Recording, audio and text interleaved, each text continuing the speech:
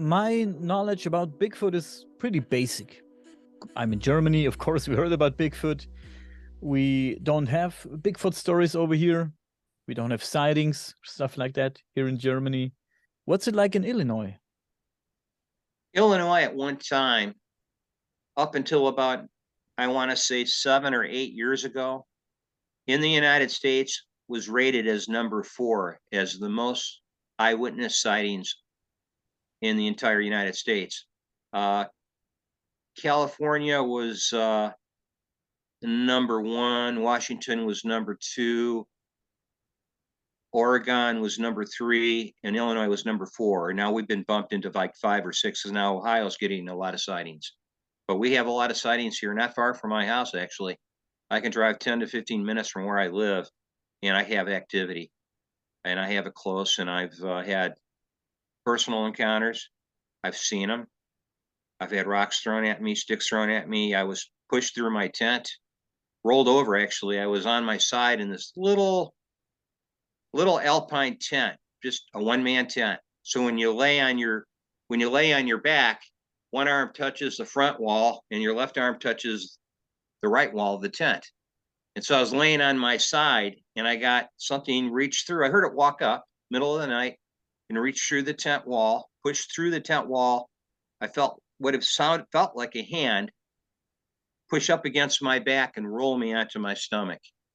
And I was like, and before that happened, I kept telling the guys I was camping with, boy, I'd like to have a personal experience. And they're like, what? I said, just not that I want to walk up and shake a Bigfoot's hand, but I said, I'd like to have sort of like almost a physical interaction. And that night I got exactly what I wished for. And later on, they told me, they said, yeah, we had activity throughout we had 4 tents in that camp. Each guy threw up his own tent. We had one of them scratching at the wall of the tent. Just a lot of crazy stuff. One came into camp at 5 o'clock, 4:30, 5 o'clock in the morning, roaring and breaking little saplings as it walked in. Pissed off because we were there. So, and this all started for me in 1978 was my first encounter experience. And ever since I've been interested in it and looking into it. And that's what brought me. Was it like very deep in the woods, or where exactly was this encounter? Well, the one actually was the one I had was I talked about just now about it pushing through the wall of the tent and rolling me over. That was in wet Wisconsin. That was in your Ah, neck of the woods. That was yes, near in a community called Tomahawk. I know where that is. Yes, and it was a home that was in foreclosure. My friend knew the woman who owned it because he had done investigations there before, and he kept telling me she did not leave because of Bigfoot and these other cryptids, to use that word, coming into her yard. She left because of her job, but she did say that her teenagers and her husband were complaining that they'd get up in the morning and they'd look out the kitchen window or the living room window and they'd see Bigfoot or Dogman in the yard. And so we went up there and we set up. We're surrounded at this property on all 4 sides by pretty thick forest, and we camped in her backyard. And everything was overgrown because the property had been abandoned. Oh, probably a year and a half, 2 years before that, and it was active every day that we were there for almost a week, 4 to 5 days, and it was active every night. And during the daytime too, I saw stuff on my night vision, my FLIR, and we heard things, and we had structures just pop up that weren't there before. The first day I was there, we went to this trail that intersected another trail. At that intersection, there was no structure, and we went back the next morning, and there was a big giant X put up almost to like indicate this is our territory. I don't know the language of the tree structures or the stick structures. All I know is I'm sure They have some kind of meaning. But until somebody just finds the Rosetta Stone to decipher the stick language, I go with this is intended for them, for Bigfoot, for each other, not for us. But they're not afraid to put structures up where we have activity as human beings to sort of let us know that, yeah, this is our area. What do you think? What is your opinion? How intelligent are those creatures?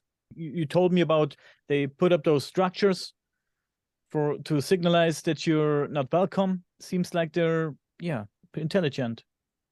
Yeah, I think they're intelligent in that way. They know enough to know what affects our behavior, and they take advantage of that. They know that their eyesight and hearing is probably way better than ours, and definitely at nighttime they could see better. A lot of people, their opinion is they have night vision, and I have to some degree agree with that. They can see better at night, even with cloud cover and no moon. They can see better at night than I can, or anybody I've ever met. So I have to come to the conclusion that they're intelligent to know what triggers us. And most people, 99.9% of human beings, when there's wood knocks, roars, visual sightings, majority of people, what they will do is turn tail and run and jump in their car and leave. I don't do that. I stick it out. And as a result, I've had some close encounters where they have crawled into camp on all fours and got within several cases. One case, one walked right past us at 12 feet off my friend's shoulder, and I was sitting right next to him on the ground. Another case, one crawled up to us from 30 feet away, 30 to 35 feet away, and crawled on all fours. I call it spider crawling, and I caught it on my thermal camera, which unfortunately doesn't record. It's just a thermal camera like you would use for deer hunting, spotting deer, and saw one standing behind a tree at 90 feet away, put its arm around the tree and leaned out and looked directly at us. And I handed my camera over to my friend and said, "See it?" And he goes, "Yes, there it is." So the next morning we got up and we did a comparison analysis of height, and we determined it was at 7.5 to 8 feet tall, which is not really big compared to some of these other sightings, but still, that's, bigger than Shaq, basketball player. Yeah. So I've had, and also the trace evidence that confirms they're there. You asked if they're intelligent. Yes, I know they know how to cover their trackways. I know they know how to avoid being tracked.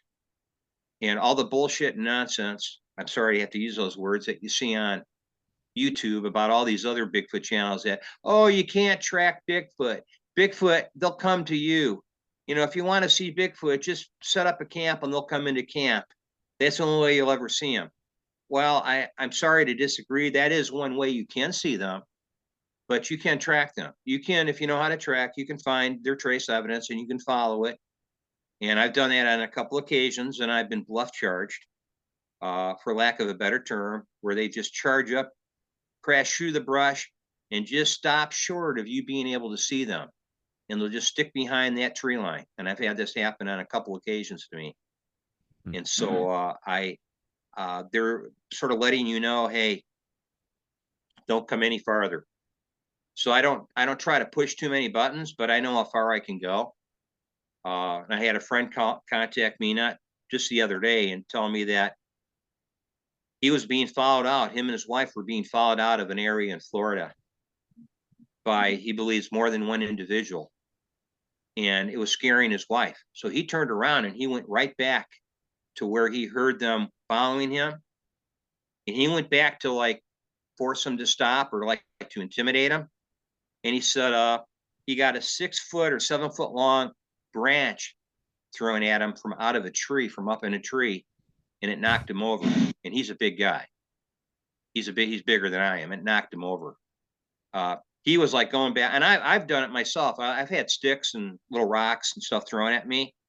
That's not intimidating. That's them letting me know that, hey, I'm over here. So don't come any further. At least that's my opinion.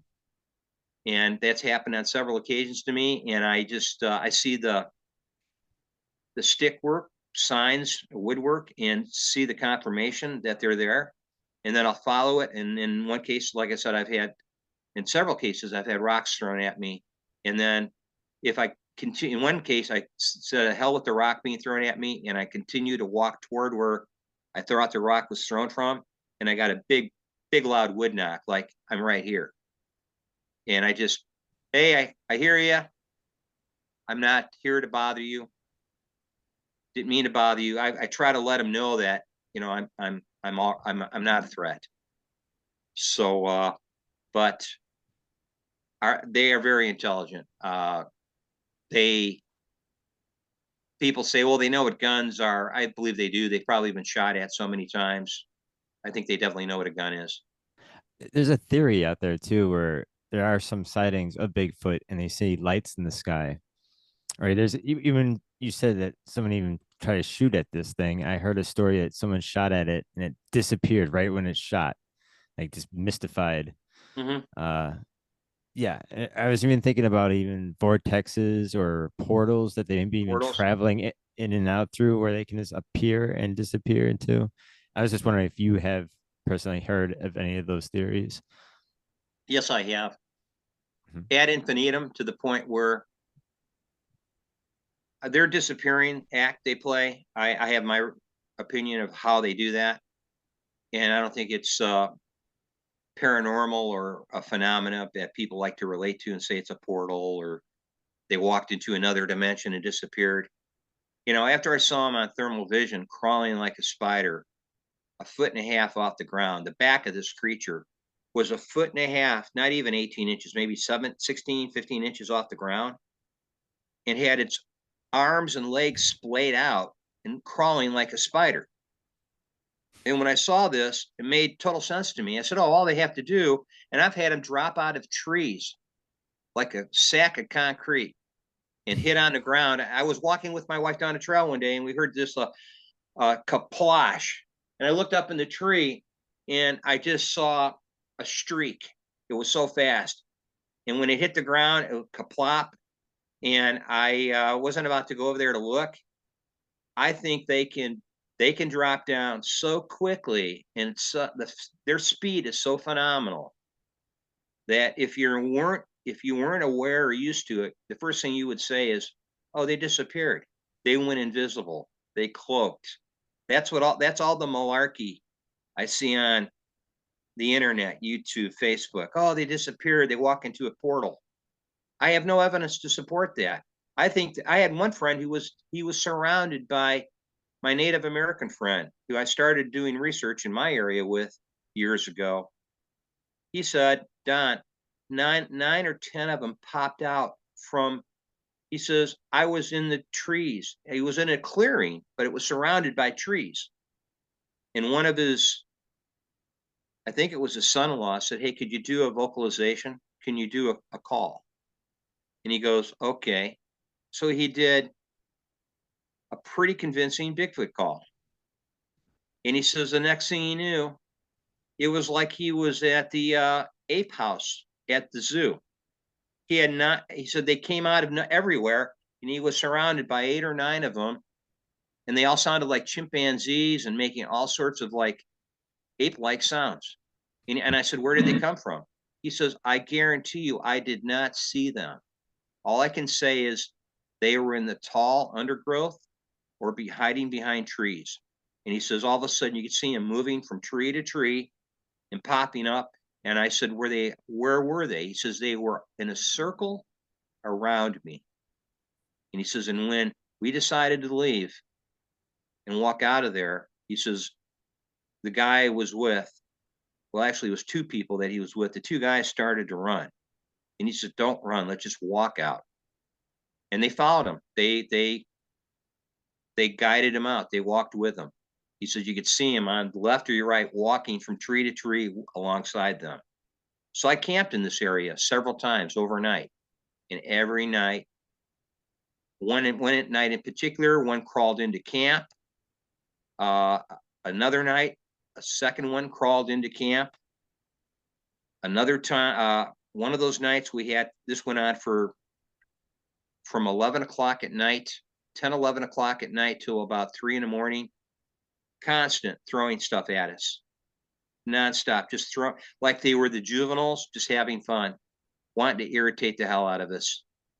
And when we stopped responding, when we stopped reacting, after about a few hours of that, we just stopped reacting. They stopped throwing stuff.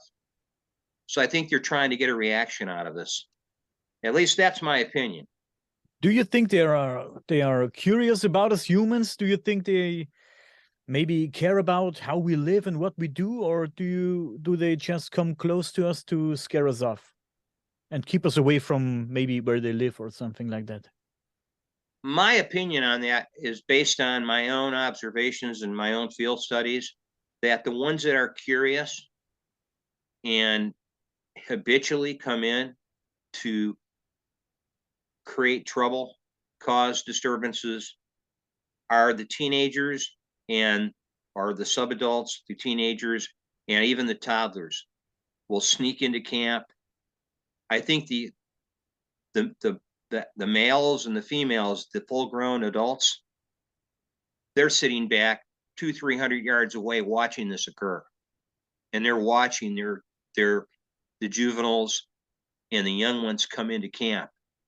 I'm sure occasionally the big ones do come into camp, but my experience is the ones that I've seen that come in close are one I saw that was 12 feet off of Dave's right shoulder. That was no taller than me. He was 5'10", but built like a linebacker. And he walked right past him. And I looked up and I saw him. The moon was out and we had enough starlight where my eyes had adjusted to the dark. And I'm looking past Dave's. I turned to my right to look past Dave's right shoulder, and I saw it walk from left to right past him, just walk. And I go, I don't believe what I just saw. And Dave goes, what did you just see? I said, one just walked right past you.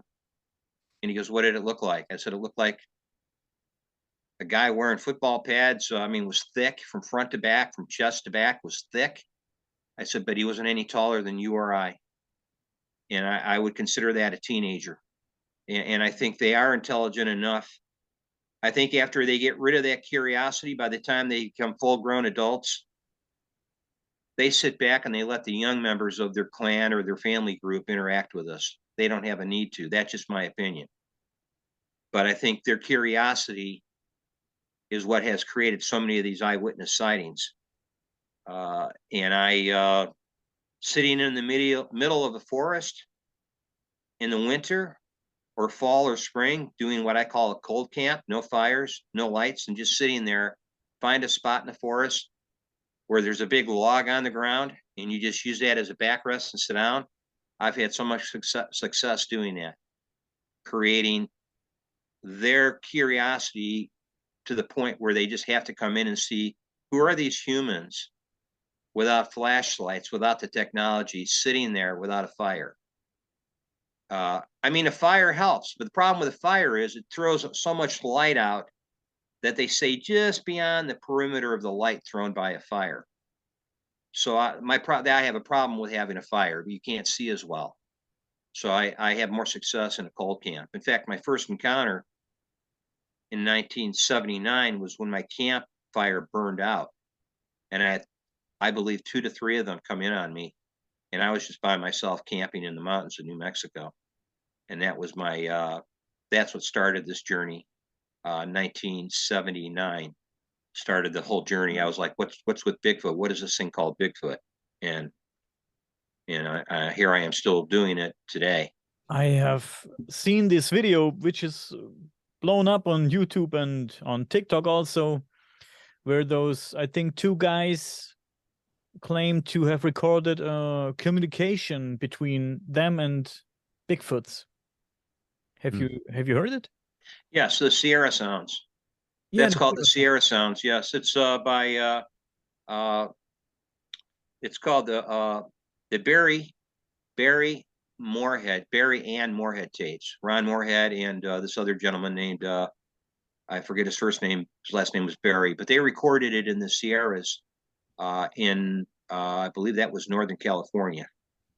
That's that divide that I think separates California and Nevada and Arizona, the Sierra Mountains. But yeah, they recorded them talking to each other, and then Barry and Moorhead started mimicking their sounds, and they got responses back.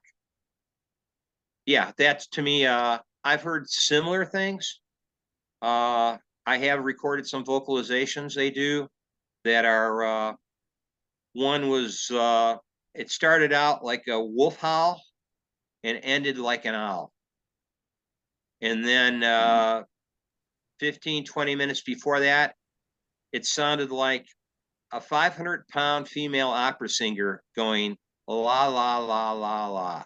I cannot even replicate it. It freaked us out so much that by the time I got to my digital recorder to turn it on, it was done. And I missed it. And the guy I was with, he goes, "That's an odd one. I've never heard that before." So yes, they have the ability to talk like us, and you know, if they know your name and they've heard your wife call your name, and that you happen to live in a remote area. I've heard people say, "Yeah, it sounded like my wife calling me in. Hey, dinner's ready, Daniel, Daniel." They do that. They trick you. They're intelligent. So I'm careful. I'm very careful. I believe they too take people. I believe their personalities vary, just like among our own population of modern humans, and that they have ones that are indifferent, don't want anything to do with us. You have others that don't. They maybe they've been shot at or they hate humans. So I'm very careful when I go out in the woods, even by myself. I give my location, just to let people know where I'm in case I never come back again.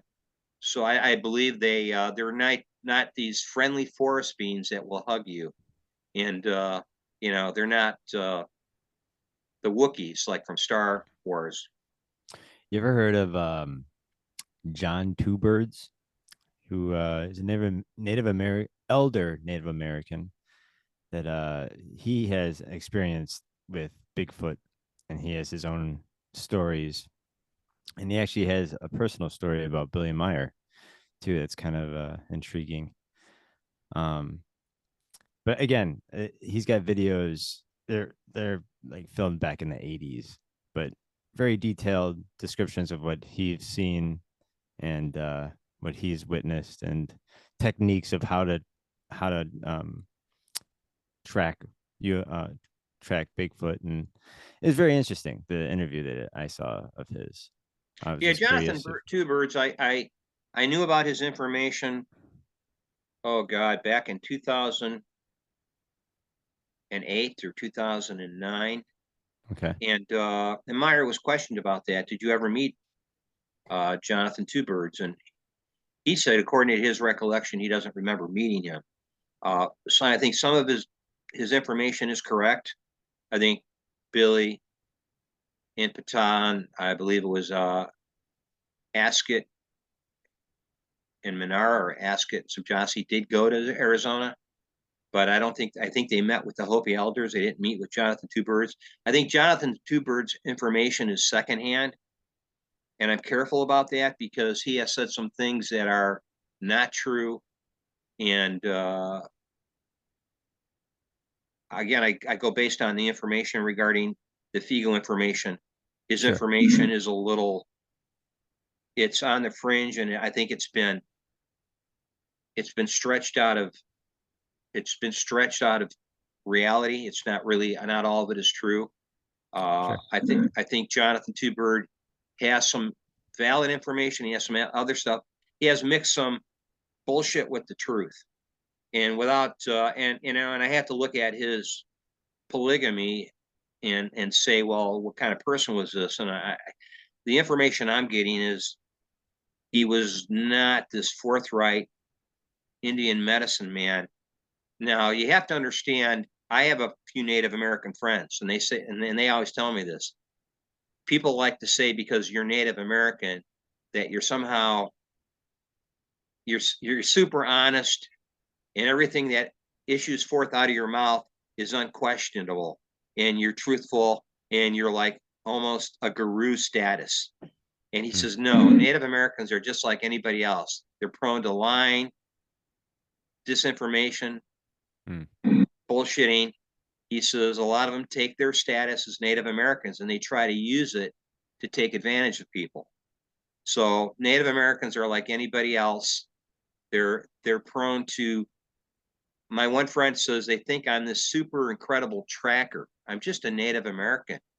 Doesn't mean I'm like this genius. When I get out, I look at a track and I'm all of a sudden I'm Sherlock Holmes.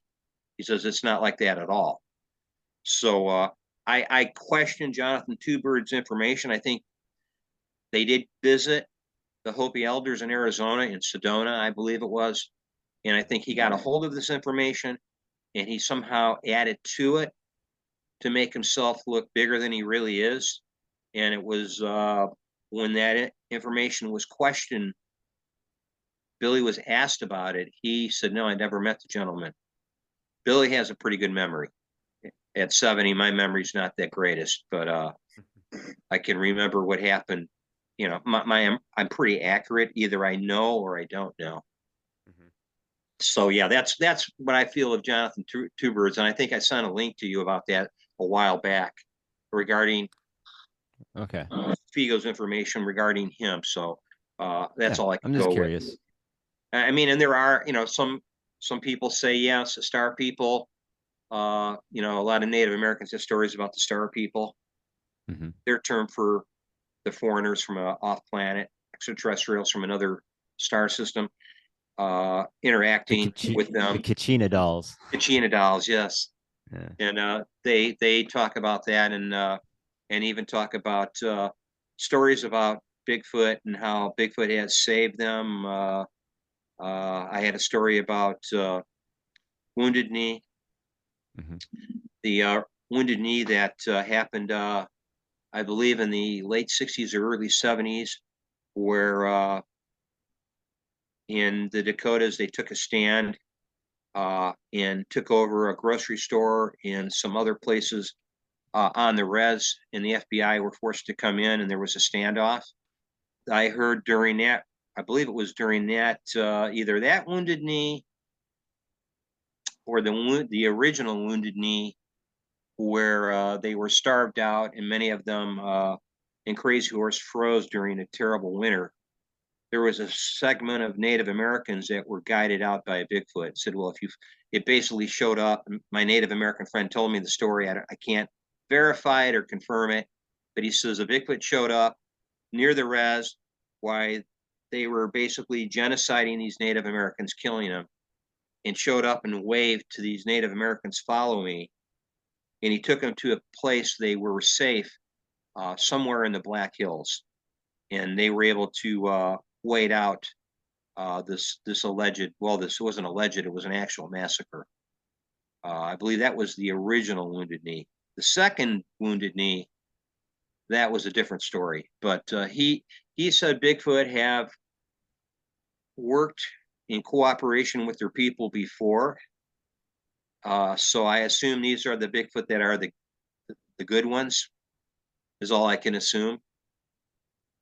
So again, I had to question all of this because as an investigator researcher, that's what I do. I question everything and try to get to the bottom of it.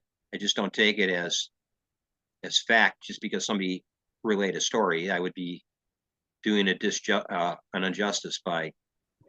Have you guys seen this video about this man who claims to have this frozen Bigfoot head that he got from his, I think from his father or I don't know, grandfather, I don't know. Yes. I've seen Or that was too. it a whole Bigfoot separated into Yeah, pieces? I don't know. he had the foot. I think he had the whole body, but he had brought the foot out one time. If you look on this guy's about page, he's a comedian. It's Yeah. funny. I mean, he talks about in one of his videos, he talks about being bent over a table and being raped by a Bigfoot. Oh, okay. I'm not saying it actually happened, but he does physical humor. He's sort of a comedian. It's a you know, he even says on his about page, he's a comedian. He does physical humor. It's all about you know, how he presents, but it's so, what he suggests is so ludicrous, you have to chuckle, and it is funny. Yeah, he's yeah, it's been kicked around in the Bigfoot community. People believe him. They, oh, he's really got a, I I have to temper that with, if you really had Bigfoot bodies and feet and arms and legs, and his dad died and left the freezer to him with the Bigfoot body parts in it, I think the government would have absconded with that long ago. I think if it was real, he wouldn't have anything. Yeah, I think so Yeah. too. I And mean, to be honest with you, if I came across a Bigfoot body tomorrow in the woods, no matter how I planned it with my friends to like get to take it, control the custody of it, and find a place to keep it, it would somehow eventually, I think the guys in the black SUVs would show up and take it away from me, and I'm sure I would be warned about spreading that information with that, sharing that information. I've had friends already who do research like me already be. One guy got threatened in the field. Special group wearing like special forces gear. He had a helicopter flying overhead, and then he says an SUV pulled up. These guys looked like they were military special forces with no identifying emblems on their uniform, showed up with their M16s and threatened him, and he was armed, and he threatened him back, and he says, I'm not taking any of your shit. I had another friend of mine, they showed up at his door, and they said, don't, no more interviews, stop sharing your information with the public. So both of them, one guy I already interviewed, I'll be doing a follow-up interview with him, and we'll be talking about him being threatened in the field. This was in the Rocky Mountains where they found him. The other gentleman, they showed up at his door. Three guys in suits, what I guess you would call the men in black. I always laugh when they say men in black. They're just government officials wearing suits. That's all they were. And they threatened him. They said, you're sharing too much information, doing interviews, going to the school hall in his town and doing Bigfoot presentations among his people. And they said, you got to stop doing this. We know where your kids live. We know where your wife works. They threatened him.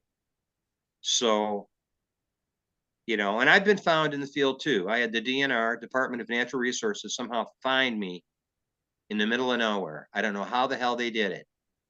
So I had my cell phone on me. I have a suspicion that's how they tracked me. They showed up and, what are you doing off trail? You're not supposed to be off trail. And I'm thinking to myself, how the hell did you find me? So this is what goes on in the Bigfoot community. crazy. Yeah.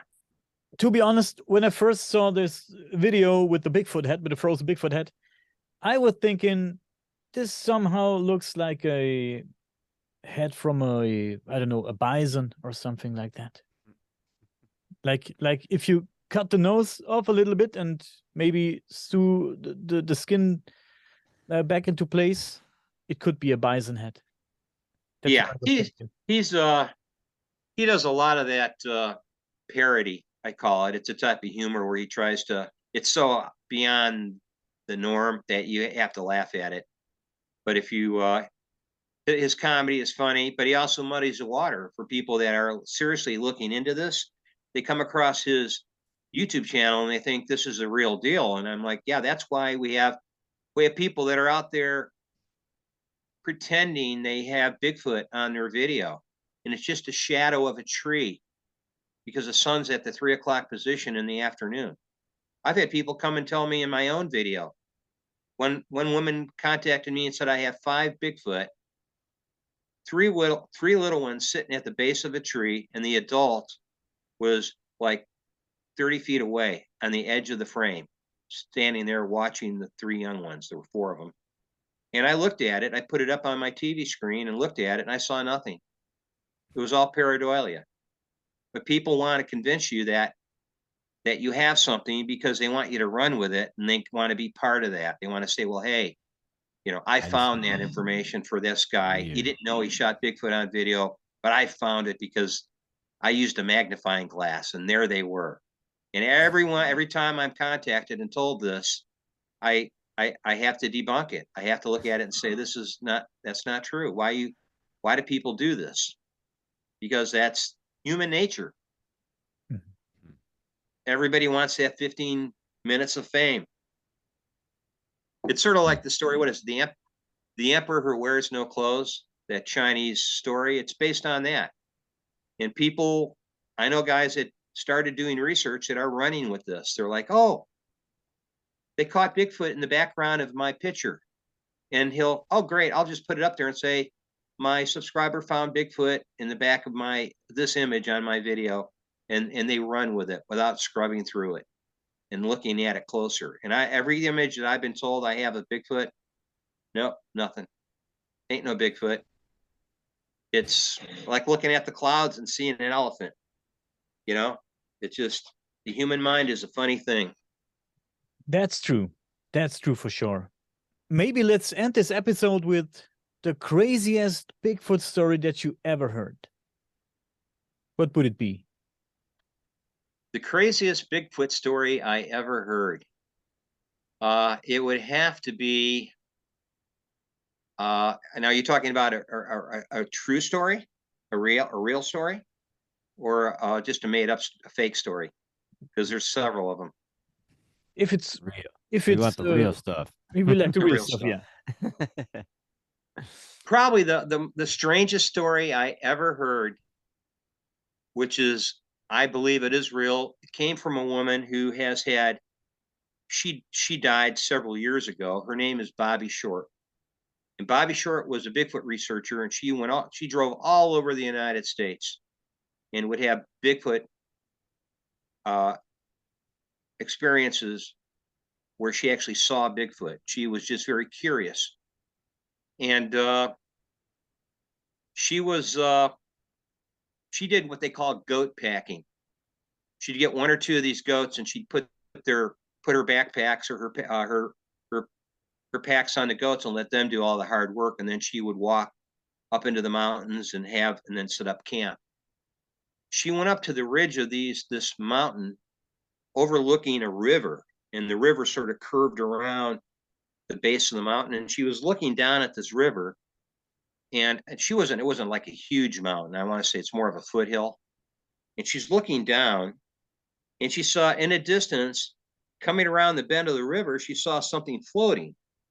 And at first she didn't realize what she was looking at. And as it came closer, she looked down, and there was a Bigfoot, not a small one either. I think she said it was between 8 and 9 feet tall. And it was basically on its back, floating, looking up at the sky, floating down the river. And she's looking down at it, and she couldn't believe her eyes. She says it was just like ho-hum, just floating down the river, and looks up, probably, I think it saw her, and it was like, I'm just too comfortable to like swim away. And then she had another sighting, which was even closer. She had her tent that was up, and it was very early in the morning. And she had her goat tied out in front of her tent. And the goat was making a lot of noise and just making a lot of vocalizations. And she had it tied off in front of the tent. She wanted to see what was the problem with the goat. So she opened her tent, walked out, and the goat was bleeding and looking past her tent behind her. And so she turned to look to see what the goat was looking at. And standing behind her tent was this huge Sasquatch. It was so close, she claimed she could see the eyelashes on it. So that to me was, and she's had some crazy sightings. I mean, that were, you would think that they would not, but apparently they were comfortable. They were curious, she claims, about her goats. They were curious about her goats, and that's what brought it into her camp. So there's two stories that I thought were very unusual. I certainly haven't had a close daytime sighting like that. I have all my sightings during all my experiences in the daytime were maybe 35, 40 feet away, hidden in the brush. And I just didn't feel like walking over there to like just look right into the brush and be inches away from him. I just not that's just two stories from Bobby Short. Mhm. And then there's, well, I might as well just end it with this. This is a great story. This happened to my friend's daughter in the area where I had my interactions. He told me on a night that we were there camping that we were having experiences. He says, I need to tell you what happened to me and my daughter and her boyfriend. And I go, what happened? He said, we were camping not far from here. He says, it was just getting dusk. It's just starting to get dark. And he said, my daughter had to go relieve herself. He said, so she, and there was grass. It was probably 2.5 foot tall grass. So she walked about 30 yards from where they had set up camp. They were cold camping. I think they had a bedroll, or they had some camping gear with them. But she walked about 30 yards from that spot into the tall grass, and she pulled her pants down to squat. And she said, as she was squatting, she saw a movement from her left side, I believe. And she says she turned to look, and she says, within inches of her face, there is the Bigfoot looking at her like, what are you doing? Just scared her so badly. She got to the point of she couldn't even pull her pants up, and she started running, and she ran all the way back to their van. And Dave and her boyfriend followed them and locked the door. By the time they got to the van, she was sitting inside with the doors locked, would not let them in, and she had wet herself. And then she told them the story. And I have the image. He sketched me the picture of that Bigfoot. And when I looked at that sketch, it looks like a female Bigfoot. Being a little concerned, like, why did you leave the men and go do your nature call and not have anybody with you to protect you? That's the impression I got. Crazy. That is Yeah. crazy.